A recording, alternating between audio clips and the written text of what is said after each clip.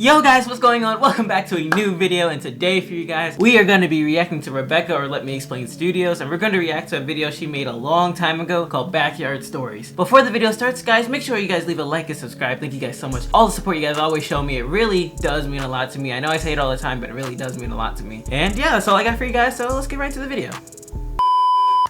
Ah, the backyard. The personal yes. wonderland of suburban kids everywhere. This is where I was place of raised. Curiosity and imagination. Yeah. A minefield of anthills and lost Hot Wheels. Absolutely. A peaceful refuge. Oh, too many lost where Hot Wheels. the greatest childhood memories are made. Is that Rebecca?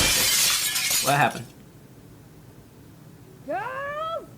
Nah, because I would have been spanked. I'm so sorry. It would have been over for me. My little oodle ollies, Rebecca Parham here. Backyards are great. They have grass and trees and fences. Yes. To a kid, they could be the They plains do. of Africa, the jungles of Papua New Guinea, the great wilderness of Alaska, Oh, or okay. the perfect place for a treehouse. Can I Yeah. just go on Oh, I record never and say had a that treehouse. I freaking always wanted one, love though. I still do. treehouses? I mean, look at these. They're mystical and woodsy and full of character.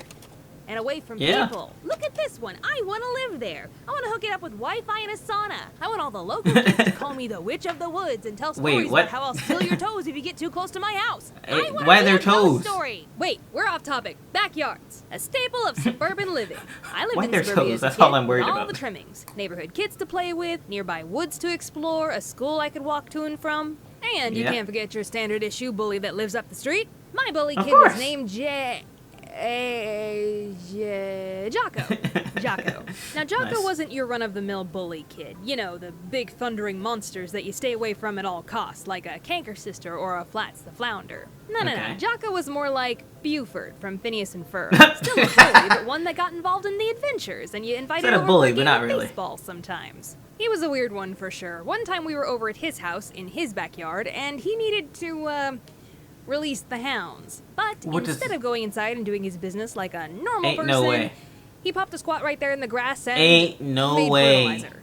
And then his dog ate it. He also once found a lighter in our backyard and decided that he wanted to make a campfire. What his parents are teaching him, my My sister and I were just like, yeah, Hopefully sure, sounds fun. At some point during our tomfoolery of gathering things to incinerate in our campfire, Jocko wanted to act all tough, so he pointed the lighter at me and my sister and lit it. Just so happens, at that moment, my mom looked up from doing the dishes and saw that through the kitchen window, and she ran out screaming at us. Unsurprisingly, Jocko had to go home. Glad she caught us, too, because we weren't even messing around at that point. We were gonna light a freaking pyre. Give the hellfire and brimstone preacher something to talk about, if you know what I mean. Lord, save us from the unholy demons known as the Parham children. Thank you, Jesus. Oh my goodness. goodness. My dad did call me a firebug sometimes when I was a kid talking about her because in I church. tended to like fire, and still kinda do.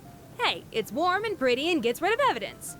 Everything you want in a boyfriend. But the big story that I remember about Jocko was the tree incident. One day, my sister and I were playing baseball with Jocko in our backyard when one of us hit the ball over the fence into the neighbor's yard. Our neighbor wasn't home and their backyard gate was locked, so Jocko came up with a bright idea. He began climbing our giant oak tree so he could swing over to the neighbor's tree, climb down, and retrieve the ball. And Rachel and I just stood there watching him climb, periodically going, yeah, no, what else are we supposed to do? We're gonna have to call the fire department to get you down! Which I think only strengthened his resolve to make his brilliant plan work because he just kept climbing. Now strap in for this one, explainers, it gets good. When he got close to the neighbor's tree and was about 15 feet off the ground, there's no way this boy don't hit his head. Thin branch in his hands and actually tried to swing to the neighbor's tree like he was freaking Tarzan. Apparently, Jocko has never seen a Wile E. Coyote cartoon because then he would have known better. Who says no, because how's that going to hold you up? Guess what? The branch snapped. Oh, wow.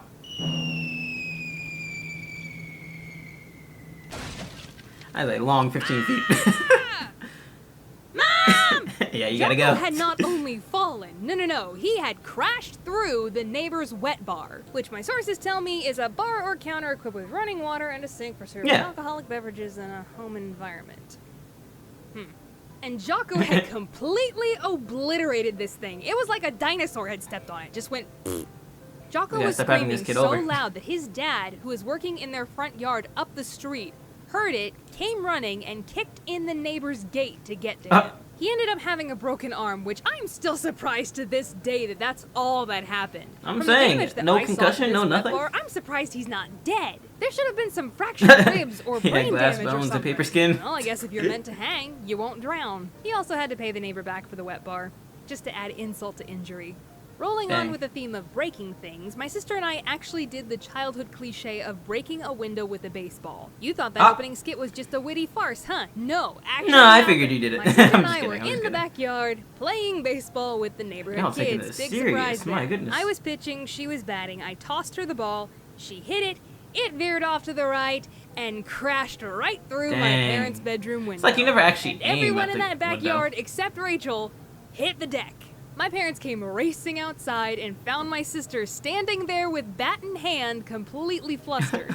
Both of my parents were mad, but my mom told Rachel to go get her piggy bank because she was gonna pay for it. But Dad Aw. jumped in and said, "Hey, that's not fair. It was an accident. Every kid gets to break one window with a baseball." One. Yeah, that was my dad for you. He never forgot what it was like to be a kid, so he wanted the most fulfilling childhood for us. I guess that's pretty including cool. all of the classic mistakes, like breaking a window with a baseball. So He now said, I "Good gotta job." tell one on me. About time, I suppose. When I was about 9 and should have known better, I'd sometimes pass the time in the backyard by taking an old fence post, laying it over the side of our raised garden beds, and jumping on the end of it, launching an array of different materials into the Okay. air. Rocks, That's creative. pebbles, grass, sticks, anything. This is what we did before we Oh. had the internet, kids. One day, I really wanted to launch a ball off of my makeshift catapult, but there was Okay. a problem. The ball would roll off of the fence post before I could launch it. Yeah. Physics. Physics. Who knew?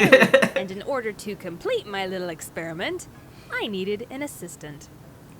Oh, David! My little brother David? David was about 3 Oh, at the okay. time and was very susceptible to suggestion, which This worked is out a terrible perfectly for idea. me, Yeah, it's going to not hit so him in the face, perfectly I for can him. just tell. I told him on the count of 3 he was going to put the ball on the fence post so I could quickly jump on the other end before it rolled off. Simple Okay. enough, wouldn't you say? But when I counted to 3 to commence our experiment, he did something a little unforeseen. He leaned down No! directly over Oh, the fence gosh. post to very carefully Bro, place the ball. no. And by the time I looked over and saw him doing that, it was too late. My Oh. entire weight came down and the fence post smacked him right in the face. Well, David. I'm dead. I bequeath everything to my Teddy Ruxpin. David rightfully screamed at the top of his lungs and ran inside to Mom and Dad, who were not happy at all. David's whole face swelled up, and there was a puncture wound on his cheek that was maybe an inch away from his eye. And he still has a scar there to this day.